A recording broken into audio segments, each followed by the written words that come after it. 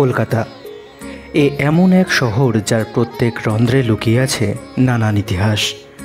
সে কোনো ছোট রাস্তায় হোক বা রাজপথ, উত্তরের গলির কোনো ভগ্নপ্রায় দোতলা বাড়ি হোক কিংবা কোনো রাজপ্রাসাদ, সেই জায়গাটির ইতিহাস কিন্তু মহানগরীকে আগলে রেখেছে। ইতিহাসের কথা বললেই আসে সংস্কৃতি, আর সেখান থেকেই আসে দুর্গাপুজো। আজকে আমরা বলবো কলকাতার বেহালা অঞ্চলের এক সম্ভ্রান্ত পরিবারের কিছু গল্প এবং তাদের দুর্গাপুজোর কথা।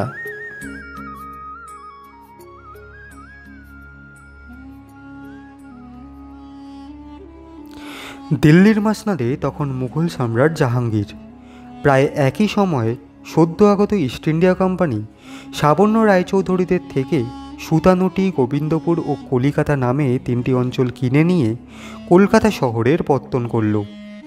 এই সময় জাহাঙ্গীরের বঙ্গদেশের রাজস্ব বিভাগে যোগ দেন শ্রী গজেন্দ্র নারায়ণ চট্টোপাধ্যায়, যিনি রায় বংশের পূর্বতন পুরুষ। পরবর্তীতে তাকে আদি সপ্তগ্রামের খাজাঞ্চি নিয়োগ করা হয় এবং তিনি জাহাঙ্গীরের কাছ থেকে পান রায়চৌধুরী খেতাব। প্রথমে তিনি তার পরিবারবর্গ নিয়ে গঙ্গা তীরবর্তী হালি শহর আর পরে মধ্যমগ্রাম অঞ্চলে বসবাস শুরু করলেন।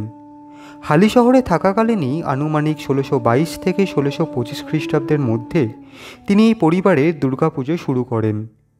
অনেকগুলো বছর মধ্যমগ্রামে থাকার পর 1742 সালে যখন বর্গীদের আক্রমণ শুরু হয়, রায় পরিবার তখন চলে আসেন বেহালায় এবং সেখানেই স্থায়ীভাবে বসবাস শুরু করলেন। এই পরিবারের রায়বাহাদুর অম্বিকাচরণের নাম আলাদা করে বলতে হয়, যিনি একাধারে ছিলেন আইনজ্ঞ এবং অন্যদিকে ছিলেন ভাষাবিদ এবং সমাজসেবক। তিনি প্রথম ভারতীয়দের হয়ে আইনের পরিমার্জন এবং সংরক্ষণ শুরু করেন। তার আমলেই এই রায়চৌধুরী পরিবার বিশেষ প্রতিপত্তি লাভ করে। এই পরিবারের দুর্গাপুজো যাতে ভবিষ্যতে কোনো আর্থিক বাধার সম্মুখীন না হয়, তাই তিনি তার সম্পত্তির অনেকটা অংশই দেবোত্তর করে দিয়ে যান। অম্বিকাচরণের 4 পুত্র যথাক্রমে স্যার সুরেন্দ্রনাথ রায়, শ্রী সত্যেন্দ্রনাথ রায়, শ্রী অমরেন্দ্রনাথ রায় এবং শ্রী সুরেন্দ্রনাথ রায়। এরা সকলেই নিজ ক্ষেত্রে পতিতযশা পুরুষ। ব্রিটিশ সরকারের শাসন ব্যবস্থার বিভিন্ন বিভাগে এদের অবদান অনস্বীকার্য। অম্বিকাচরণের অবর্তমানে তার 4 পুত্রের বাড়িতেই আলাদা আলাদা করে 4টি দুর্গাপুজো সম্পন্ন হতো, কিন্তু অমরেন্দ্রনাথ বাদে বাকি 3 পুত্রের বাড়ির দুর্গাপুজো ধীরে ধীরে বন্ধ হয়ে যায়। অমরেন্দ্রনাথের অবর্তমানে তার পুত্র শ্রী শৈলেন্দ্রনাথ এবং তার সুযোগ্য 2 পুত্র শ্রী সুবীর রায় এবং শ্রী গৌতম রায় এই পরিবারের ঐতিহাসিক দুর্গাপুজোটি চালিয়ে আসছে।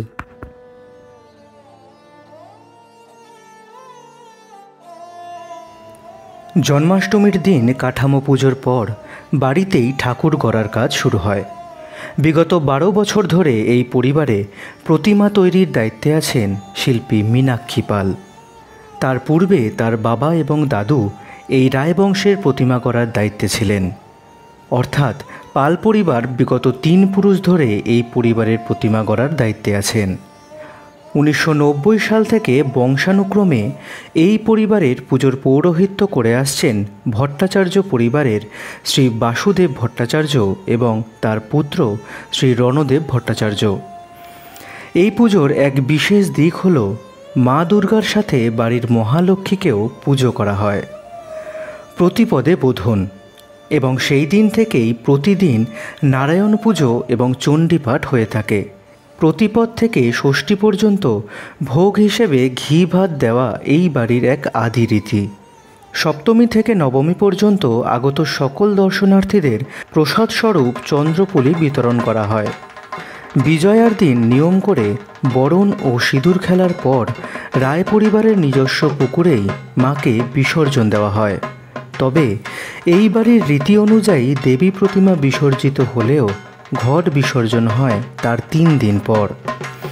ঘট বিসর্জনের দিন বাড়ির পুরোহিত মশাই ঘটের ডাবটি অর্পণ করেন বাড়ির বয়োজ্যেষ্ঠের হাতে এবং তিনি ক্রমানুসারে তার কনিষ্ঠদের হাতে একে একে সেই ডাবটি হস্তান্তর করেন এবং শেষে ঘট বিসর্জনের পর শুরু হয় বিজয়া পর্ব। কোলাকুলি ও মিষ্টি মুখে শুরু হয় রায় পরিবারের দুর্গাপুজোর পরবর্তী 1 বছরের অপেক্ষা।